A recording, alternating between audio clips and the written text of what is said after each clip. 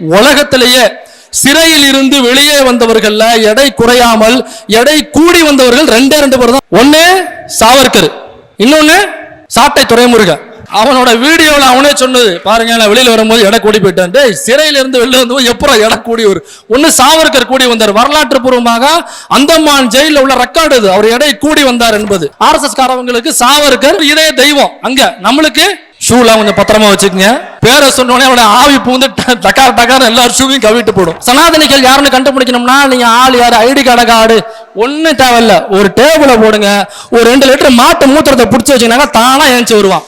அவனுக்கு கையும் காலம் அடங்காது, தானா ஏஞ்சி வருவான். வாங்க ராஜா, வாங்க வாங்க வாங்க, அவ்வளவுதான். சிவாஜி முஸ்லிமுக்கு எதிரி கிடையாதுடா, சிவாஜி மத நல்லிணக்கத்தை போதிச்சவன்டா, சிவாஜி சூத்திரன்னு சொன்னவன்டா, சிவாஜி நம்மால்டா, பாப்பானோடைய நயவஞ்சகத்தால் வீழ்ந்தவன்டா, நம்மள மாதிரி அவனும் அவன் நம்மால்டான்னு சொல்லி ஒரு புத்தகத்தை வெளியிட்டாப்ல. அந்த புத்தகத்தின் பேரு சிவாஜி யார், சிவாஜி கோன் ஹோத்தா, எழுதின ஒரு பேரு கோவிந்த் பன்சாரு போட்டாங்க. புத்தகம் எழுதிய கோவிந்த் பன்சாரு அங்கு RSS கொலை வெறியர்களால், பயங்கரவாதிகளால், இந்த பார்ப்பன கும்பலால் சுட்டு கொலை செய்யப்பட்டார். ஆனா 1940களிலேயே நம்ம பேரறிஞர் அண்ணா அவர்கள் சிவாஜி யாரு, சிவாஜி கண்ட இந்து ராஜ்யம்னு புத்தகத்தை எழுதி நாடகமா எழுதி ஊர் முழுக்க நாடகம் போட்டவர் நம்மளுக்கு பேரறிஞர் அண்ணா அவர்கள். ஆனா அதே RSS துப்பாக்கி அண்ணாவை நோக்கி திரும்பல. ஏன்னு சொல்லுங்க? ஏன்னா இது தமிழ்நாடு, ஏன்னா இது தந்தை பெரியாருடைய மண். நரேந்திர தபோல்கர் வெறுமனே பிஜேபி என்கிற கட்சியை மட்டும் ஒரு எதிர்க்கல, நல்லா புரிஞ்சுக்கீங்க. அதோட சேர்த்து RSS பார்ப்பனியும் சனாதனத்தினுடைய ஆணி வேரை தோண்டி எடுத்து அங்க கொண்டு போய் ஆசிட் விட பார்த்தாரு.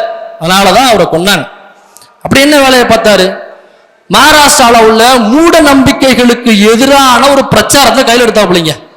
இந்த மூட நம்பிக்கைகளுக்கு எதிரான ஒரு சட்டத்தை கொண்டு வரணும் அப்படின்னு சொல்லி அது சட்டமன்றத்துல மசோதாவா பில்லா பாஸ் ஆயிருக்கு. அப்ப அந்த நரேந்திர தபோல்கர் எவ்வளவு பெரிய வேலையை பார்த்திருப்பான். ஏன்னா பாப்பாங்கிட்ட போய் நீங்க உழைச்சு சாப்பிடணும்னு சொல்றீங்க, அவன் எவ்வளவு கடுப்பாகும். இது அவனுடைய சோத்துல கைய வைக்கிறது இல்லையா, இது அவனுடைய பிறப்புரிமையில கைய வைக்கிறது இல்லையா. ஒரு 20 நிமிஷம் தான் பேச போறேன், அதனால உங்களுடைய காதுகளை ஒரு 20 நிமிஷம் மட்டும் எனக்கு கொடுங்க. யார் யாருக்கோ கொடுக்குறீங்க, முன்னோர்கள் ஒன்று முட்டாள்கள் இல்லை, வாங்க ஆடு மேய்க்க போலாம், மாடு மேய்க்க வேலாம், சாணி இல்லைங்கனாக்கா 1 லட்சம் ரூபா சம்பளம் தரணும் ஒருத்தவன் கூவிட்டு இருக்கான். அவனுக்கெல்லாம் காதை அடமானம் வைக்கிறீங்க. உங்களுக்காக பாருங்க, ராப்பகலா உழைச்சி ஹிண்ட் எல்லாம் எடுத்துட்டு வந்திருக்கேன். ஒன்றும் பயப்படாதீங்க. இப்படி எடுத்து வந்தவனே ஏதோ கிளாஸ் எடுக்காம போற போல் இருக்கு அப்படின்னு ஒருத்தரும் பயப்பட வேண்டாம். நான் எப்போவுமே தந்தை பெரியார் அவர்களுடைய மொழியில பேசக்கூடியவன், மக்கள் மொழியில தான் பேசுவேன். அதனால இந்த கருத்து முதல்வாதம், பொருள் முதல்வாதம்னு யாரையும் பயமுறுத்த மாட்டேன். நீங்க ரிலாக்ஸா இருக்கலாம். பேனா நோட்டு கையில் இருந்ததுன்னா ரெஸ்ட் விட்டுருங்க. நீங்க எதையும் மைண்ட்ல எழுதிட்டீங்க, இது போக போறது இல்லை. ஏன்னா புரட்சியாளர் அண்ணல் அம்பேத்கரை விட, தந்தை பெரியார் அவர்களை விட, எழுச்சி தமிழரை விட நான் ஒன்றும் புதிய கருத்துக்கள் எதுவும் சொல்ல போறதில்லை. அவங்க பேசி வச்சுட்டு எழுதி வச்சுட்டு போன கருத்துக்கள் எக்கச்சக்கமா இருக்கு. அது எங்க அண்ணன் எழுச்சி தமிழரோ அண்ணன் வன்னியரசு அவர்களோ மூச்சு பிடிக்க பேசிக்கிட்டு தான் இருக்காங்க. அதையெல்லாம் திருந்தாத நம்ம ஒரு 20 நிமிஷம் நான் பேசியா திருந்த போறீங்க, அது இல்லை.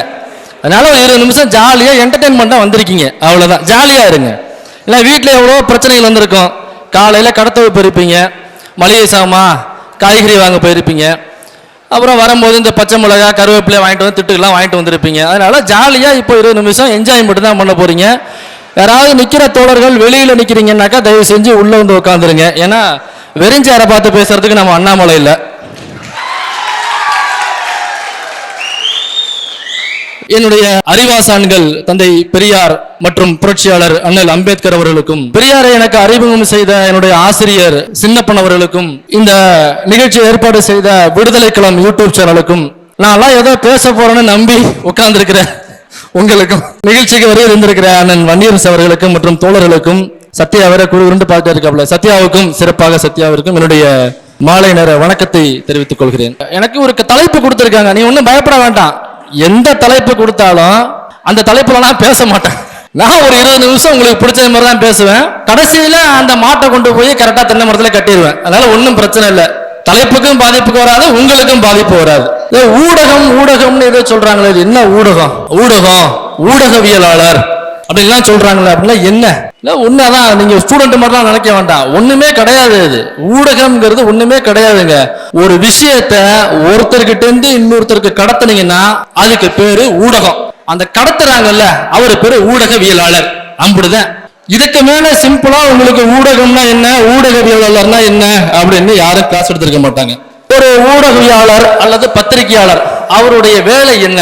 ஒரு பத்திரிகையாளர் ஊடகவியலாளர்னா அவன் என்ன வேலை செய்யணும்? ஃபேக்ட பேசுறதா? ஃபேக்ட்னா ஒரு விஷயம், ஒரு மேட்டர் நடக்குது, அதுல என்ன ஃபேக்ட் இருக்கு அப்படின்னு பேசுறதா? ஃபேக்ட பேசுறதுக்கு பேரு ஊடகவியலாளர் கிடையாது. ஃபேக்ட பேசுறவன் பேரு பத்திரிகையாளர் கிடையாது. அதுக்கு ஃபேக்ட் செக்கர்னு ஒருத்தவங்க தனியா இருக்காங்க. நியூட்டன் ஐயன் கார்த்திகேயன், முகமது ஜுபைர்லாம் இருக்காரு. சோ அவங்க தான் ஃபேக்ட் செக்கர். இப்ப பத்திரிகையாளர் ஊடகவியலாளர்னா அவங்களுடைய வேலை என்ன? பத்திரிகையாளர் ஊடகவியலாளர்னாக்கா ஃபேக்டை பேசுறவங்க கிடையாது. எந்த ஒரு விஷயமாக இருந்தாலும் அறத்தின் பால் நின்று பேசுறான் பாத்தீங்களா, அவன் தான் பத்திரிகையாளர், அவன் தான் ஊடகவியலாளர். இல்ல இல்ல நான் ஃபேக்டை மாத்தி பேசுவேன், நான் எந்த பக்கமும் கிடையாது, நான் லெஃப்ட்டும் கிடையாது, நான் ரைட்டும் கிடையாது, நான் நின்னாக்கா அப்படியே நடு சென்றா நிற்பேன் அப்படின்னு சில பேர் நிற்பாங்க. நீங்களே பார்த்துருப்பீங்க, நிறைய பேர் பத்திரிகையாளர்ன்ற பேர்ல இந்த நெக்பட்டெல்லாம் போட்டுக்கிட்டு இப்படி கண்ணாடி ஒண்ணு கட்டமான ஒரு கண்ணாடியை போட்டுக்கிட்டு மொழியை உருட்டு விட்டு கையை இப்படி கட்டிப்பாங்க. ஆனால் அப்படிம்பாங்க, இந்த வார்த்தையை நான் தெரிஞ்சேதான் பயன்படுத்துகிறேன் அப்படிம்பாங்க. கண்ணை பார்த்து மட்டும் பேச மாட்டாங்க, இங்க பாப்பான், அங்க பாப்பான், மேல பாப்பான், கீழே பாப்பான், இப்படியே பார்த்து பேச. இந்த வார்த்தையை நான் தெரிஞ்சேதான் பயன்படுத்துகிறேன். சில வல்லூர்கள் காத்து கொண்டிருக்கின்றன, இப்படிலாம் பேசுவாங்க. இன்னும் சில பேர் இந்த மாதிரி கண்ணை உருட்டி அப்புறம் இலைகளை சுருட்டி இப்படி பேசுறவங்களுக்கு பேரு ஊடகவியலாளரோ பத்திரிகையாளரோ கிடையாது. அறத்தின் பால் நின்று பேசணும், அவன் தான் ஊடகவியலாளர். அதற்கு எந்த கருவி பயன்படுகிறதோ அதற்கு பேர் ஊடகம். That's all your honour. அது நீங்க எதுவா வேணாலும் எடுத்துக்கிட்டான். ஒரு நல்ல விஷயத்த ஒரு மனுஷங்கிட்ட இருந்து இன்னொரு மனுஷனுக்கு கடத்துறதுக்கு நீங்க என்ன வேணாலும் பயன்படுத்தலாங்க. அது யூடியூபா இருக்கலாம், ஃபேஸ்புக்கா இருக்கலாம், ட்விட்டரா இருக்கலாம், வாட்ஸ்அப்பா இருக்கலாம், எதுவாக வேண்டுமானாலும் இருக்கலாம். ஆனா இவ்வளவு ஏன் ட்ரெயின்ல உள்ள கக்கூஸ் டோரா கூட இருக்கலாம். அங்க 4 நல்ல விஷயத்தை எழுதி வச்சுட்டு வந்தீங்கன்னாக்கா அதுவும் ஊடகம் தான். அந்த கக்கூஸ் டோர் ஒரு ஊடகம். அங்க உட்காந்து எழுதுறீங்கல்ல, ஒரு 4 நல்ல விஷயத்தை எழுதுறீங்கல்ல, நீங்க ஊடகவியலாளர். அப்படிதான்.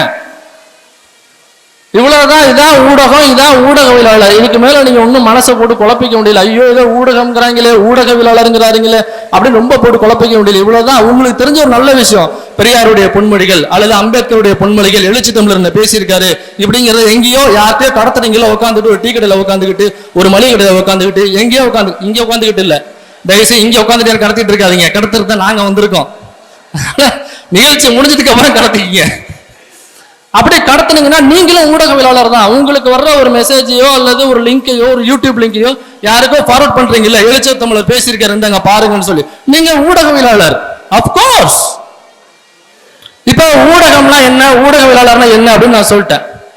இப்ப சில பேர் அதான் மோடி எல்லாம் வீழ்த்தவே முடியாதுங்க. மோடி பயங்கரமான ஆளுங்க. அவர் எத்தனை ஸ்டேட்ல ஆட்சி புரிஞ்சிருக்காங்க தெரியுமா? ஒண்ணுமே இல்லாம, ஒண்ணுமே இல்லைங்கிறீங்களா, ஜீரோவா? அந்த இருக்காரு பாருங்க, அவர் தான் ஊடகவியலாளர். ஆனா நீங்க தானே ஊடகவியலாளர். கொஞ்சம் ஏந்திரீங்க, அவருக்கு ஒரு கைத்தட்டல கொடுங்க. அண்ணனுக்கு கரகோஷங்கள் எழுப்புங்கள். அவ்வளவுதான், சூப்பருங்க, பாராட்டுகள், அன்பு முத்தங்கள்னு, அன்பு முத்தங்கள். நான் சொல்ல வந்த பாயிண்ட் அண்ணன் கப்புன்னு பிடிச்சிட்டாப்ல. இப்ப மோடிக்கு அவ்வளவு பவர் இருக்கா? ஈடி வச்சிருக்காரு, அது இது லொட்டு லொசுக்கு, ராணுவம் கிணுவம் எல்லாம் கையில வச்சிருக்காங்களே, அப்புறம் எப்படிங்க நாம மோடியை ஜெயிக்க முடியும்? பாருங்க, ஒரு மைனாரிட்டியா இருக்காங்க. மைனாரிட்டியாக இருந்தாலும் கூட ஒரு 4 சீட்டை உள்ள தள்ளி அந்த மாநிலத்திலேயே கைப்பற்றிடுறாங்க. ஈடி ரைட விடுறான். ஈடி ரைடுக்கு நீ ஒத்து வந்தே ஆகணும், இல்லைனாக்கா உன்னை ஜெயில பிடிச்சு போடுவான். இந்த எங்க அண்ணன் எழுச்சி தமிழர் எத்தனையோ தடவை அண்ணன் எழுச்சி தமிழர்கிட்ட டீல் பேசியிருப்பாங்களே. ஒண்ணுமே இல்ல, துக்குடா பையன் அந்த ஏர்போர்ட்னு ஒண்ணு சுத்திக்கிட்டு இருக்கு. ஒரு எலும்பு பொறுக்கி நாய் ஒண்ணு ஏர்போர்ட்னு சுத்திக்கிட்டு இருக்கு.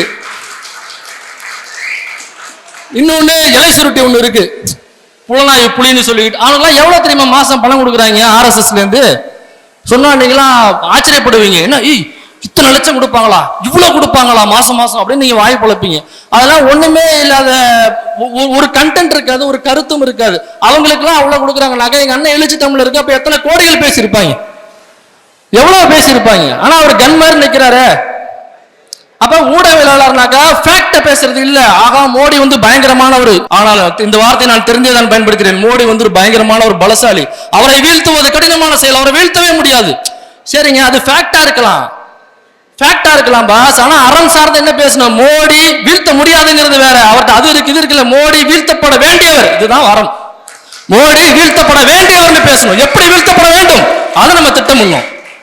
மோடி வீழ்த்தப்பட வேண்டும்ங்க. ஆமாங்க, வீழ்த்தணுங்க. என்ன இவ்வளவு பெரிய அரக்கரா இருக்காப்ல, பச்சை குழந்தைலாம் கொண்டிருக்காருங்க குஜராத் படுகொலையில. அவர் பண்ண படுகொலைகள், அவர் தலைமையில் நடந்த படுகொலையில் எக்கச்சக்கம் ஏராளம்ங்க. அப்ப வீழ்த்தப்பட வேண்டியவர்கள் எவன் பேசுறானா அவன் தான் ஊடகவியலாளர். அவர் வீழ்த்த முடியாதுன்னு ஃபேக்ட பேசிட்டு இருக்க ஊடகவியலாளர் கிடையாது. அவனை வீடியோலாம் தயவு செஞ்சு பார்த்து டயத்தை வேஸ்ட் பண்ணாதீங்க. இது இங்க இருக்கிற சில இந்த நடுநிலையாளர்கள் என்று தங்களை சொல்லிக் கொள்கிற சில நபர்கள். இப்ப இவங்களுக்கு மத்தியில ஒரு ஊடகவியலாளர் பத்தி நான் உங்ககிட்ட சொல்ல போறேன். நீங்க மகாராஷ்டிராவில் நரேந்திர தபோல்கர் அப்படின்னு ஒரு ஊடகவியலாளர், கோவிந்த் பன்சாரே அப்படின்னு ஒரு ஊடகவியலாளர், இவங்கெல்லாம் RSS கும்பலால நெத்தி போட்டுல சுட்டு கொலை செய்யப்பட்டவர்கள். யார்? நரேந்திர தபோல்கர். அதெல்லாம் நரேந்திர தபோல்கரோ கோவிந்த் பன்சாரவோ RSS கடுமையா எதிர்த்தவங்க, வீரியமா எழுதுறவங்க. அதனால இந்த RSS கொடுத்த பரிசு என்ன தெரியுமா? RSS BJP கொடுத்த பரிசு நெத்தி பூண்டுல புல்லட்.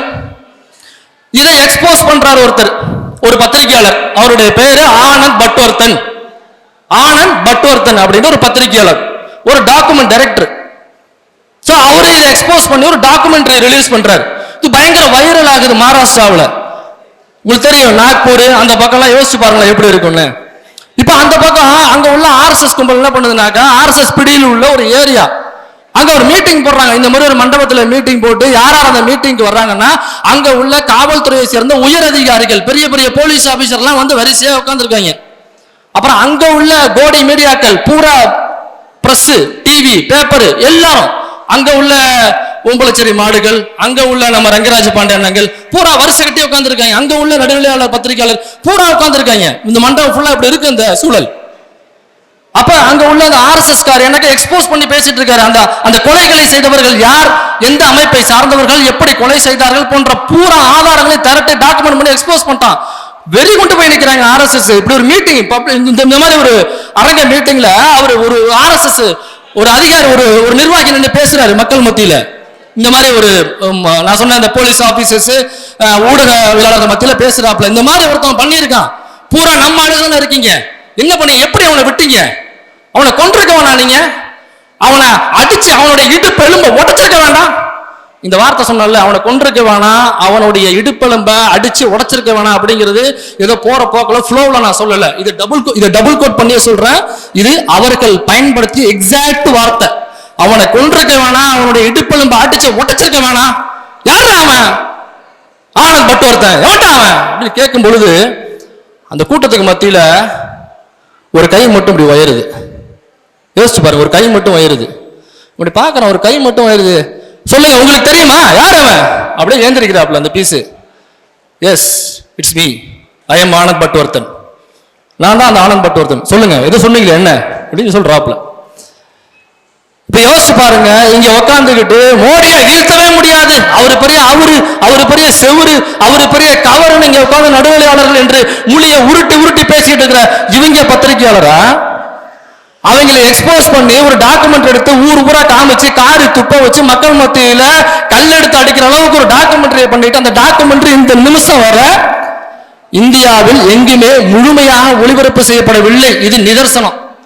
இன்க்ளூடிங் கோவா ஃபெஸ்டிவல் வரைக்கும் முழுமையாக அந்த டாக்குமெண்ட்ரி ரிலீஸ் செய்யப்பட, ஒளிபரப்பு செய்யப்படவில்லை. அந்த டாக்குமெண்ட்ரி ஒண்ணுச்சுனாக்கா அங்க RSS காரன் கும்பலா போயிருவான் அந்த டாக்குமெண்ட்ரி நிறுத்துன்னு.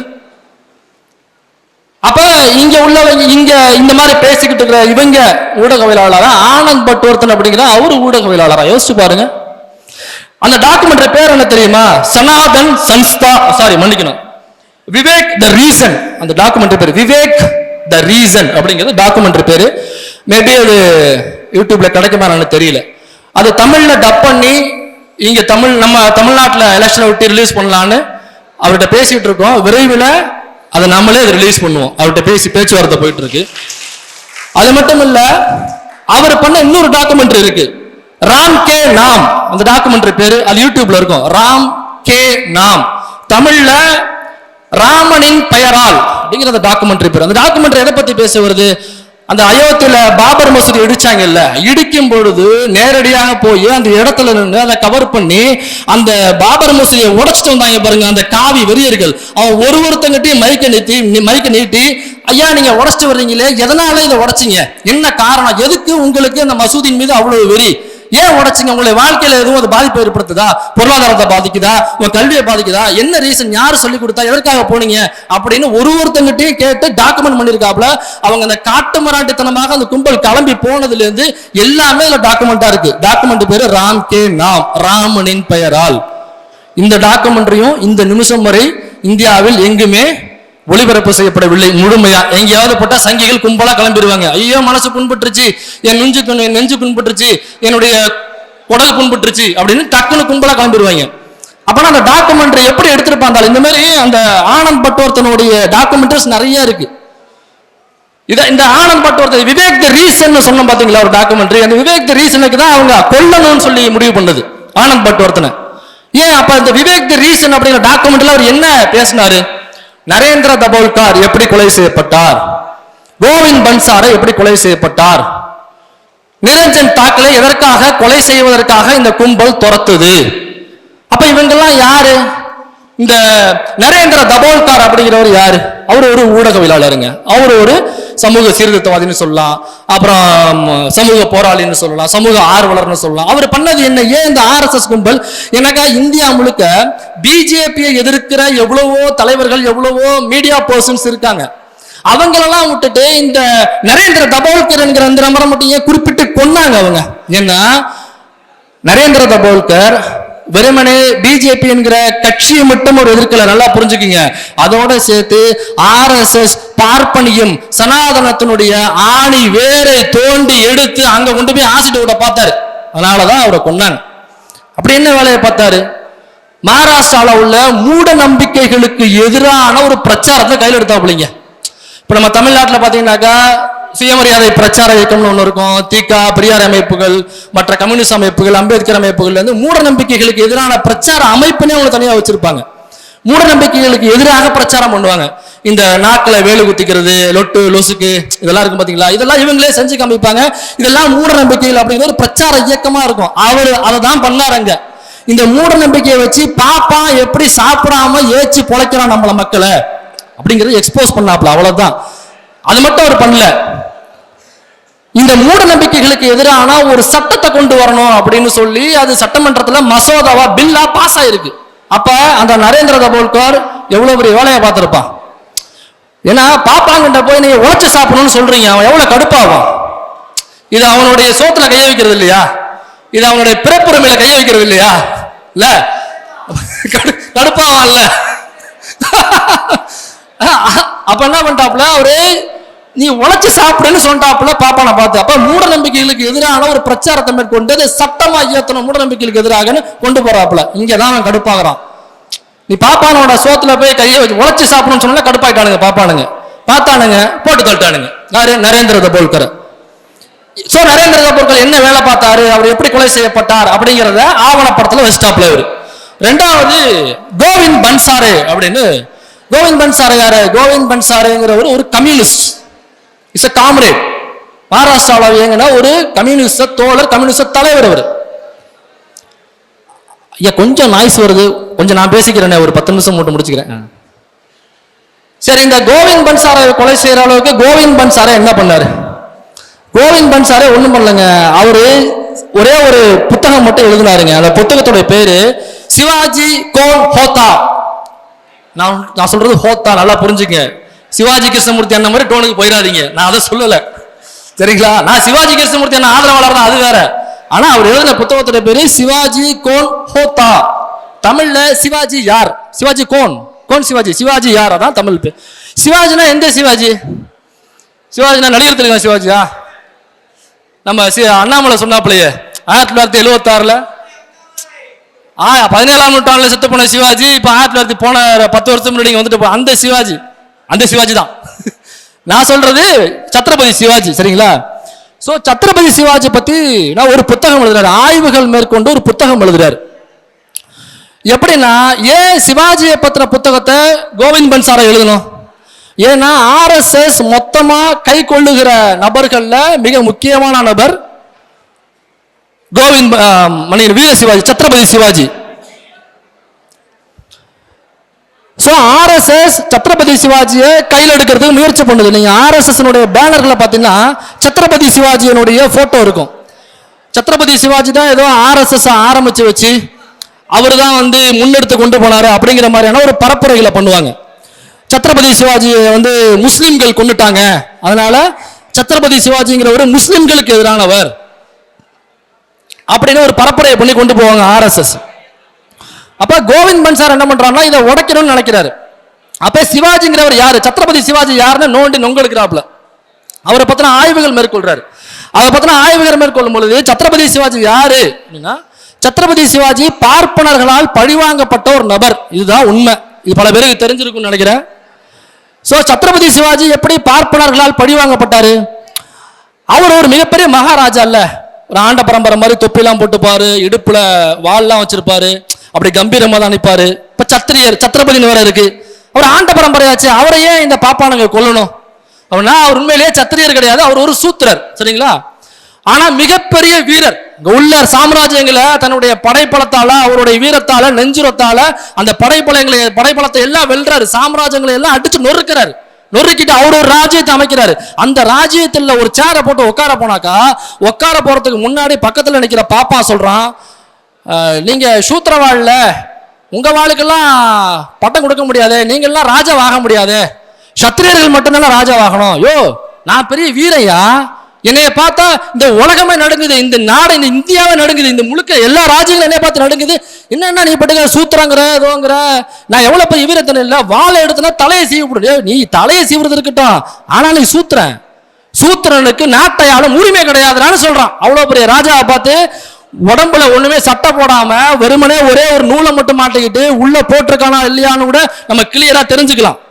ஒரு டிரான்ஸ்பரண்டா ஒரு கண்ணாடி மாதிரி ஒரு வேட்டை கட்டி இருப்பாங்க, வெக்கமான சூடு சொரணையே இருக்காது. தெருவில் போறமே 4 பெண்கள் நடந்து போவாங்க, குழந்தைங்க நடந்து போவாங்க, பாப்பாங்களே அப்படின்னு இந்த பாப்பானுங்களுக்கு கொஞ்சமே அறிவு இருக்காது. அப்படியே போவாங்க, அப்படியே டிரான்ஸ்பரண்ட் குளிச்சுட்டு வர்றது மாதிரி இருக்கும்.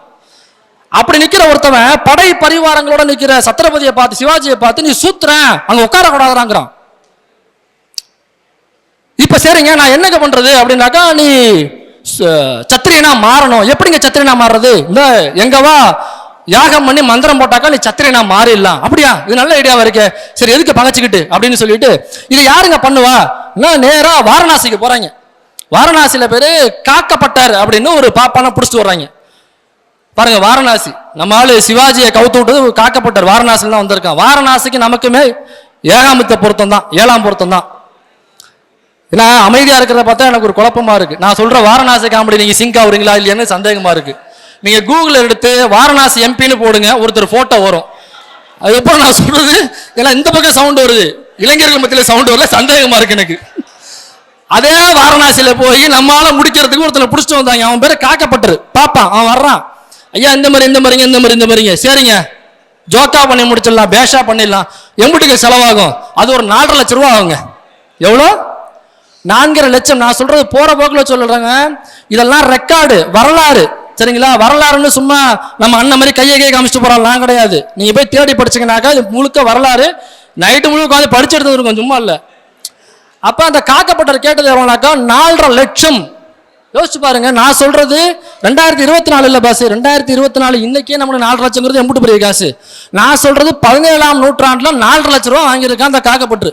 அது மட்டும் இல்ல, உடனே காக்கப்பட்ட என்ன தெரியுமா பண்ணா, ரைட்டு சிக்கனாண்டா நமக்கு ஒரு இழிச்சவாயன் கூப்பிடா, நம்ம அத்திம்பேரை கூப்பிடு, மண்ணியை கூப்பிடு, அவனை கூப்பிடு, இவனை கூப்பிடு, தோளால கூப்பிடு, துருத்தியை கூப்பிடு, எல்லாரும் கூப்பிட்டான். இங்க வாரணாசில இருந்து படையா கிளம்பி வர்றாங்க பாப்பானுங்க பூரா, ஒருத்தன் சிக்கிட்டாண்டா அப்படின்ட்டு வந்து தயிர் சாதம் வெண்ணையும் மோரமா அடிச்சு நல்லா கொழுத்து தின்னுட்டு அந்த கஜானாவை பக்கத்துல உள்ள ராஜ்யங்களை பூரா அடிச்சு குமிச்சு வச்சிருந்தாருல கஜானாவை நம்ம வீர சிவாஜி.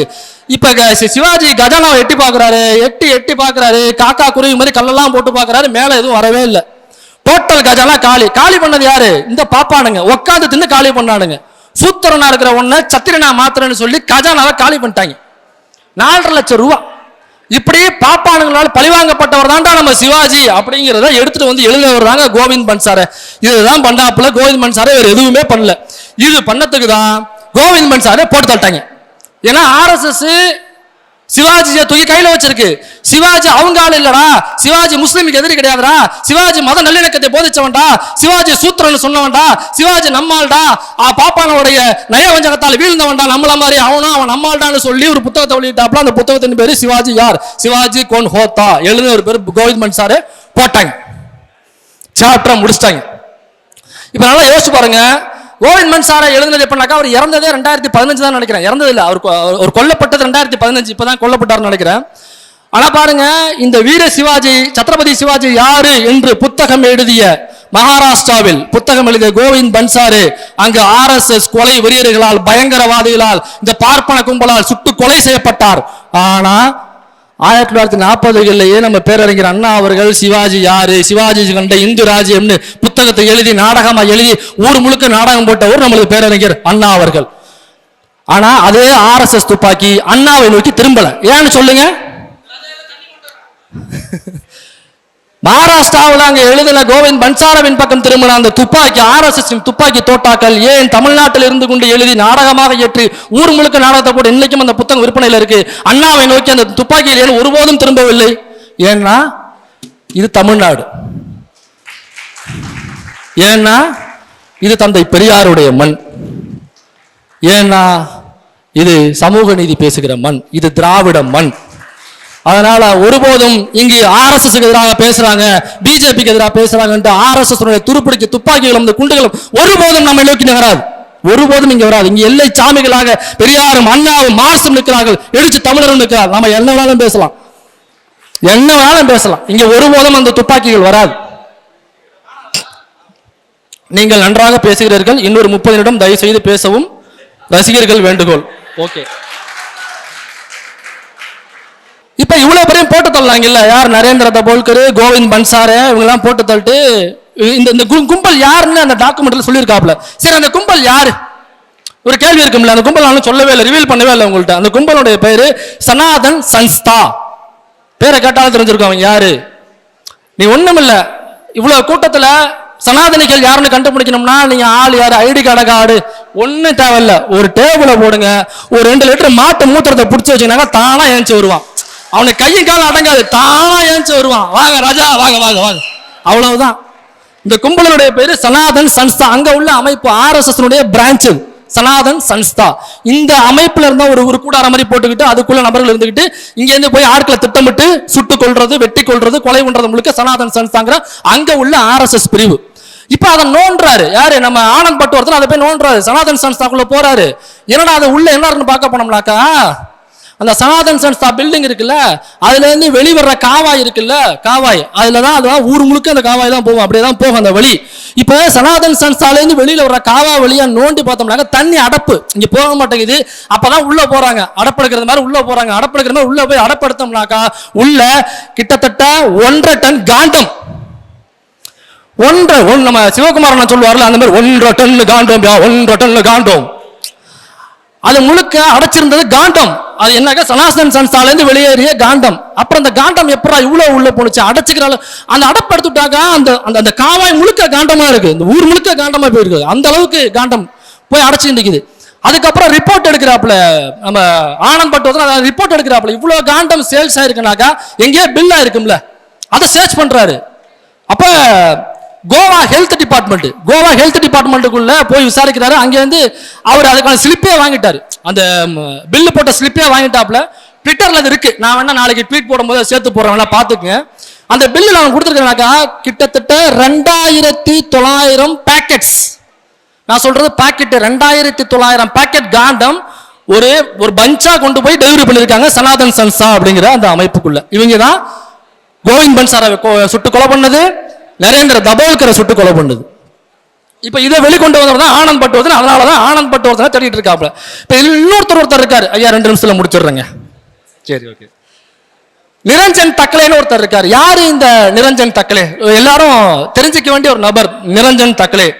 சரிங்க, யாருங்க இந்த நிரஞ்சன் தக்கலே? அப்படியே கட் பண்ணிட்டு குஜராத் வாங்க. குஜராத்துக்குள்ள ஒரு முஸ்லீம் இருக்காருங்க, ஒரு முஸ்லீம். பல வருஷமா அவர் அங்கதான் வாழ்ந்துகிட்டு இருக்காரு. அங்க நீங்க நம்ம ஊர்ல இருக்கிற மாதிரி இங்க மாட்டுக்கெல்லாம் இருக்க முடியாது, தடை. சரிங்களா, அங்க பசு குண்டர்கள் தனியா இருப்பாங்க. மாடை ஏற்றிட்டு போனோம் அப்படின்னாக்கா பின்னாடியே வந்து நம்மளை போட்டு தள்ளிடுவாங்க, மாட்டுக்கு சொட்டுக்கிட்டு எல்லாம் மாட்டுவிட்டு மாட்டை விட்டு விடுவாங்க.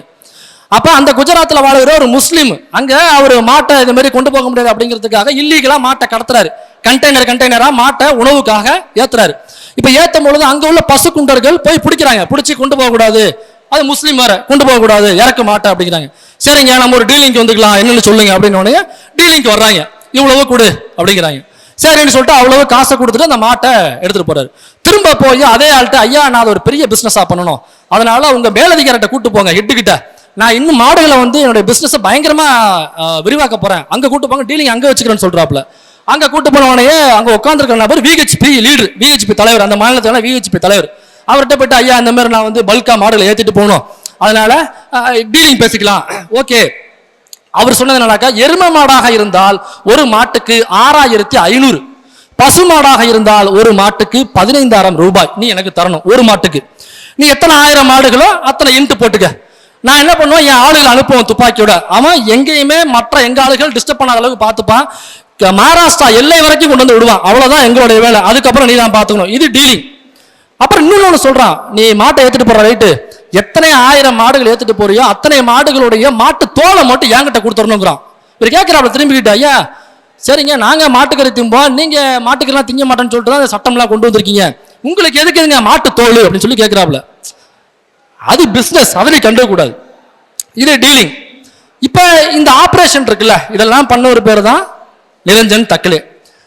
இதை கண்டுபிடிக்கிறதுக்காக நிரஞ்சன் தக்கலே குஜராத் போறாப்ல, அங்க போய் முஸ்லீம் ஏரியால தங்குறாப்ல, பல வருடங்கள் அங்கேயே முஸ்லீம்களாக வாழ்றாப்ல, முஸ்லீமாவே மாறுறாப்ல, முஸ்லீம் மாதிரி தாடி முஸ்லீம்களா உடையணிந்து முஸ்லீமாவே ஐடி கார்டெல்லாம் எடுத்து குஜராத்ல வாழ்றாப்ல.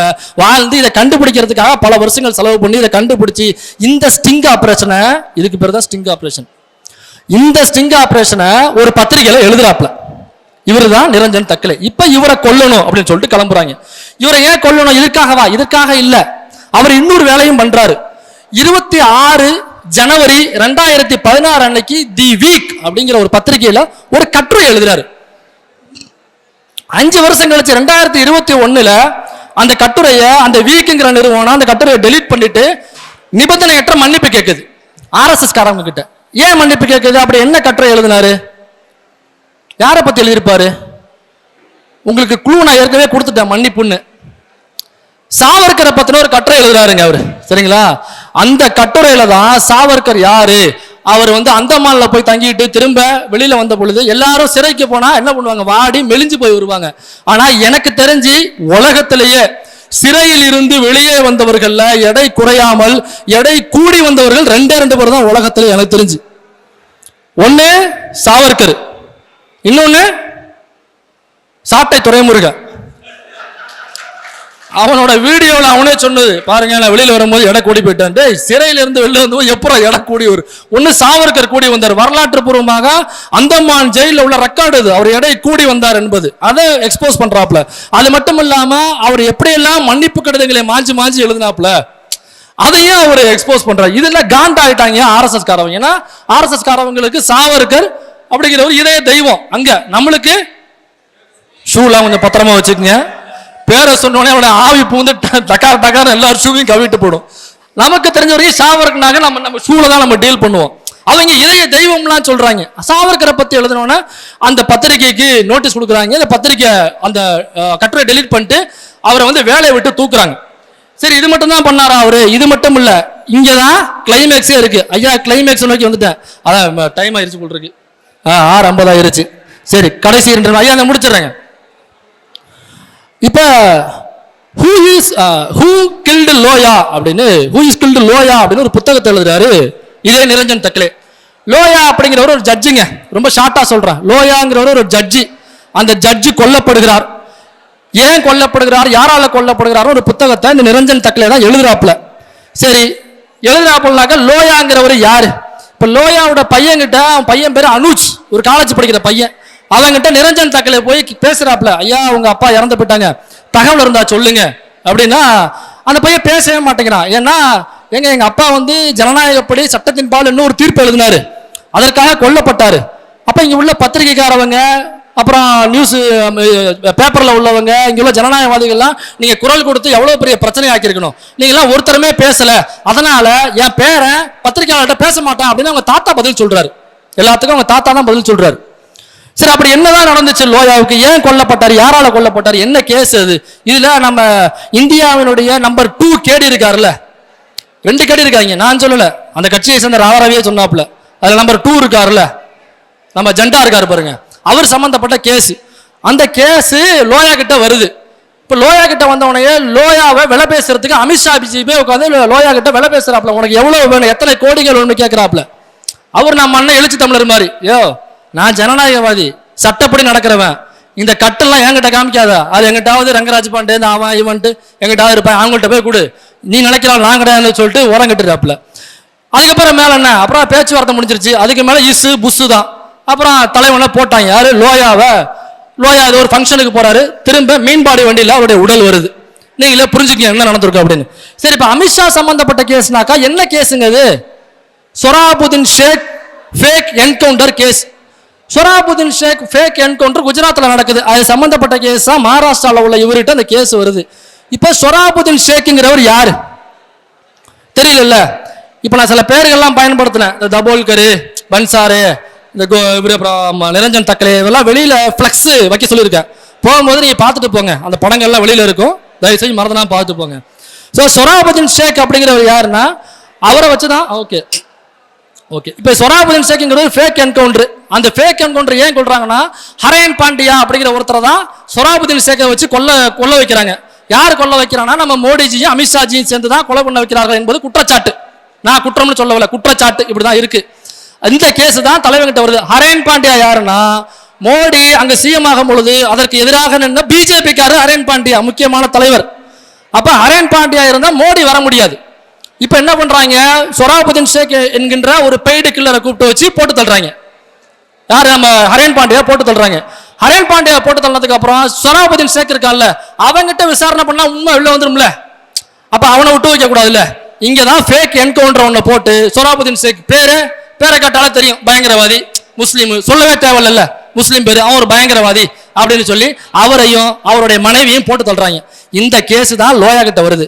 இப்ப இதை நோண்டா விசாரணை பண்ணா என்ன ஆகும், நம்பர் 1 சிக்குவாரு, நம்பர் 2 சிக்குவாரா. அதனால என்ன பண்ணுவாங்க, சரி நீதிபதி யாரு, டீல் பேசு, முடியலையா இசு புஷ். இதுதான் நடந்தது. இதைத்தான் நிரஞ்சன் தக்கலே புத்தகமாக கொண்டு வந்தாரு. அதனால் நிரஞ்சன் தக்கலே இந்த நிமிடம் வரை RSS காரர்களால் துரத்தப்படுகிறார். அவர் மீது பல துப்பாக்கி சூடுகள் முயற்சிகள் மேற்கொள்ளப்பட்டன, ஆனா எதுவும் சக்சஸ் ஆகல. அவர் எங்கேயோ வாழ்ந்துட்டு இருக்காரு, எங்க இருக்காருன்னு தெரியல, ஏதோ கிராமத்துல எங்கேயோ உயிரஞ்சி வாழ்ந்துட்டு இருக்காரு. ட்விட்டர்ல மட்டும் ஆக்டிவா இருக்காரு நிரஞ்சன் தக்கலே. ஸோ அதனால இவ்வளவு கொடுமையான ஒரு ஆட்சி நடந்துகிட்டு இருக்கு.